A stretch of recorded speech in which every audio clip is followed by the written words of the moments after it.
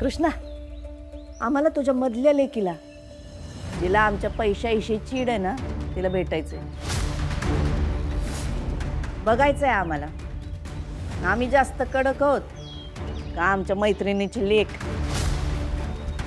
तीच निघून गेलती ना, आली का परत? मातोश्री, तिच्यावर तुमचा राग असेल तर सोडून द्या. राग कसला?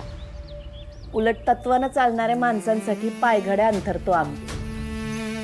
तुझं पण तसंच आहे ना. तत्वानं चालणारी बाई आहेस तू. म्हणूनच तर पंचायतीत तुझ्यासाठी जीव तुटत होता आमचा. मनापासनं मैत्रीण मानलंय आम्ही तुला. माझं नशीब चांगलंय. आमचं नशीब चांगलंय म्हणून आम्हाला तुझ्यासारखी मैत्रीण मिळाली. तुला पैशाची केवढी गरज होती, आम्ही देत बी होतो, पण घेतलं नाहीस. उलट पंचायतीत जाहीर केलंस. जे सोडलं ते सोडलं. स्वतःच्या दागिन्यांचं 20 लाख गावच्या भल्यासाठी वापरायला दिलंस. एवढा चांगुलपणा कुठनं आला तुझ्यात? आजकालच्या जगात चांगुलपणा जपून वापरावं, नाही तर हे जग लय बेकार आहे. माझी मधली लेक बी अगदी तुमच्यासारखं बोलते. म्हणून तर म्हणतोय आम्ही, गाठभेट घालून दे आमची. आमचं लय जुळणार आहे बघ. लेकीचा विषय चाललाय म्हणून बोलण्याचा धाडस करते. म्हणजे तुम्ही पंचायतीत निर्णय घेतला ते लय उपकारच झाले, तो पटला मला. पण तुमचा एक निर्णय मला नाही पटला. कुठला निर्णय?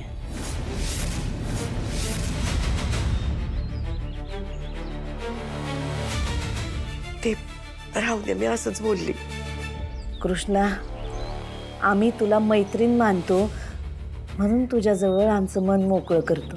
आता तू आम्हाला मैत्रीण मानत असशील तर जे मनात आहे ते सांगशील. सांग. ते त्या दिवशी मी पैसे घ्यायला आलते तेव्हा तुम्ही एका आईला तिच्या लेकीला सासरी दाडू नको म्हणून म्हणलं होतं. तो निर्णय नाही पटला मला. त्यात चुकीचं काय होतं? त्या पोरीचा नवरा तिच्या आईचा अपमान करत होता, तरी बी तिला नवऱ्याकडे परत जायचं होतं. लेकीने स्वतःच्या आईचा मान आपणच जपला पाहिजे अशा मताच्या आहोत आम्ही. हा, पण तो नवरा बायकोंचा निर्णय आहे ना. नवरा बायकोच्या मध्ये आईनं मध्ये का पडावं? शेवटी आयुष्य त्यांना एकमेकांबरोबर घालवायचंय. कृष्णा, तुझ्या लेकींची लग्न झाली ना की कळल तुला. ज्या घरी लेकीला मान नाही तिथं तिची लेक नांदावी असं कुठल्या आईला वाटत? पण नवऱ्याबरोबर आयुष्य काढायचं का नाही हे त्या लेकीला ठरवू द्यायचं ना. शेवटी त्या दोघांना एकमेकांबरोबर राहायचंय. आई काय आयुष्याला पुरली नाहीये. कधीतरी लेकीचा हात सुटणारच ना तिच्या हातातनं. कृष्णा, जशी तू तुझ्या विचारांवर ठाम आहेस ना, तसे आम्ही बी आमच्या विचारांवर ठाम. जिथं मान नाही तिथं अर्थ नाही. मला जे वाटतं ते सांगते. जेव्हा गोष्ट लेकीच्या आयुष्याची येते तेव्हा आईला इतकं कडक राहून नाही चालत.